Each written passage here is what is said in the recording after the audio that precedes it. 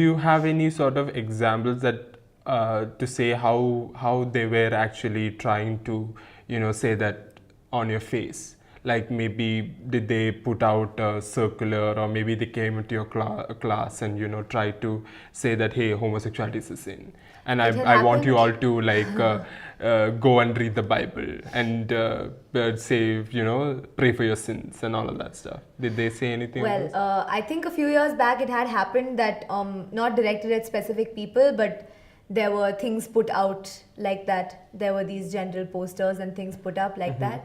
But personally, I don't think anybody has approached us and told us that, or at least, which is, I guess, a good thing, that Christianity or any kind of religion is not overtly imposed. It is imposed in other ways, by how we are expected to behave and things like that, but it's very implicit at some level.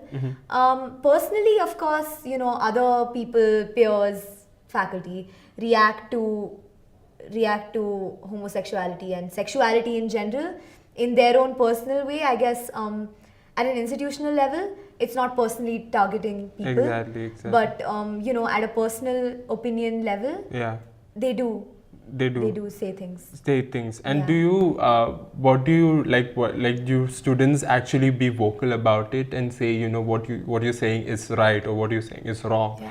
Because there is some point of in our education, when I was studying, I was always told that being gay was wrong, and that actually held me from coming out of the closet.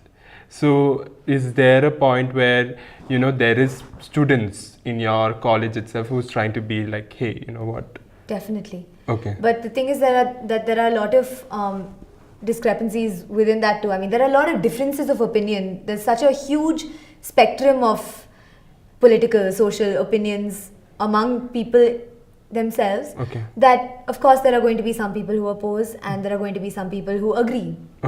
So there are both sides of the coin.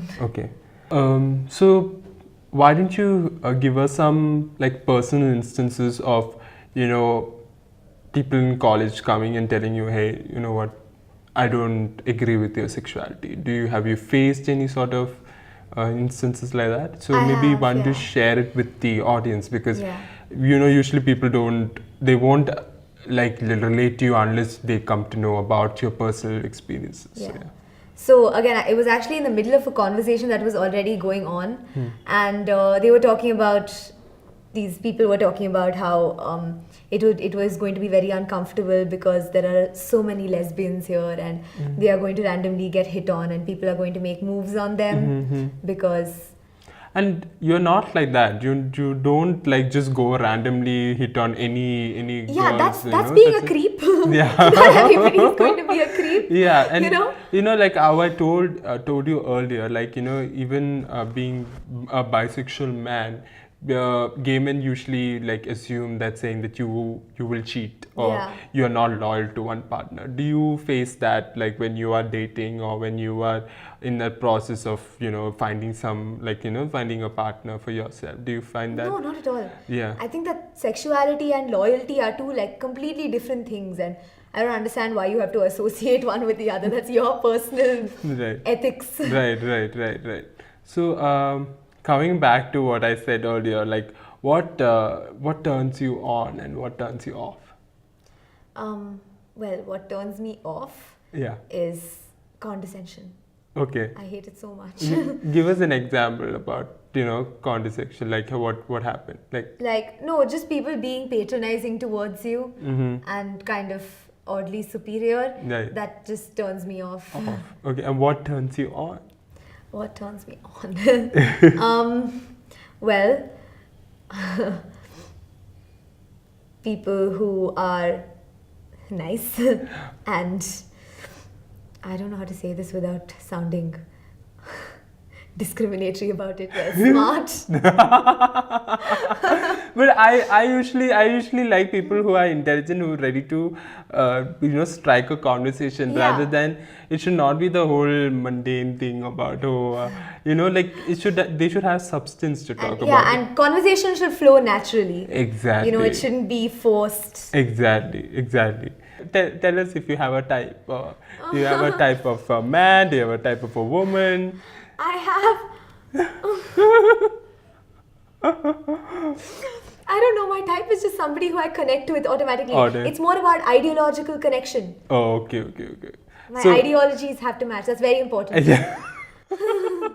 So coming back to, like, when we are talking about types, do you have anybody your type in Bollywood? Doesn't matter gender, Bollywood, Hollywood.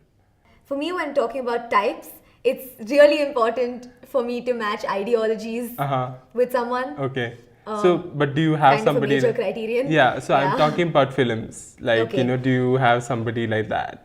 Or like somebody who is so intelligent that, like, yes, he or she would be my type. Well, I've always looked up to, in Bollywood, although it's not mainstream Bollywood, I've always looked up to people like Anahita Das. Right. Yeah, and I like Anahita Das because normalizing dark skin. Yeah, exactly, First of all, exactly. Like, I face so much of flake because I'm not fair, and you don't fit into like what how Bollywood picturizes all these stereotypical standards. Right? Yeah. And there is what I've heard of is like there are a lot of people who've like saying that South Indians who go to Bollywood, they go and like try to whiten their skin up by using whitening techniques and all of that.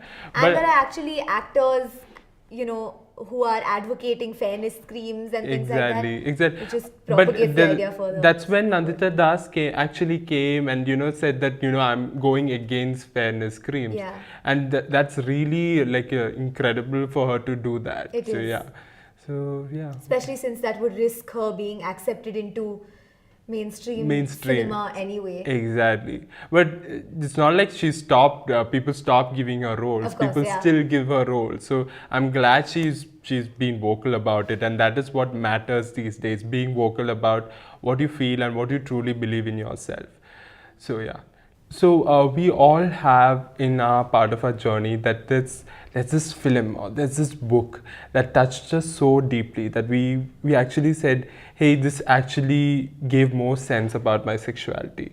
So do you have any film or any book that just touched you so deeply that you want to tell, hey, to the audience that you need to read this? So for me, it was just a whole bunch of short stories, among which is this one short story called Exile, about a lesbian couple, basically. Except it's in an Indian setting. Okay. Which is great because that is something which we need to tell the audience, because usually what the society or what people think is that LGBT or anything to do with sexuality is a westernized concept. Yeah. And I'm glad these people feel like they are in something of a sexual exile. That's great. So we can specifically tell the book. What is the book name so that we can tell the audience that it's just a short story called Exile. Exile. So do you know who the author is? And I can't remember. Okay. But and the other one, of course, is Lihaf by Ismat Chugtai. Okay. So what is it's one of the first. It's one of the first stories in the Indian context to talk about sexuality. Okay. And at the time at which it was written, it is a novel concept to write about something like that, and it takes huge guts. So give us more context on these books that you've just talked about. Give us more context about what is Exile about and what is the other book about, so that the audience would know and they would actually go and read it. So Exile is about two women who are in love with each other, except it talks about the differences in their characters, one being very comfortable with the fact that she is a lesbian, and the other one still trying to adhere to heteronormativity. It just shows how heteronormativity in Indian society affects people. And the other book? And the other one, Lihaf, it's very subtly written, and portrays a relationship between this Begum and her maid of sorts. A person who like a handmaid, a person who helps her and comes to give her massages and things like that. So I saw a movie called as Danish Kia. So do you think that movie was kind of centered around this, because we kind of saw a lot of there was like lesbian overtones when they were acting, when Madhuri Dixit and Hima Qureshi was acting together. Right. It's kind of similar to maybe, yeah. But everything here is very subtle. So when they actually tried to, okay. press charges against her Okay. for it, Okay. nobody was able to, because Okay. it was never explicitly mentioned at all. Okay. Okay. So I think you all should read these books, and it's really like amazing to read. I'm going to read it. So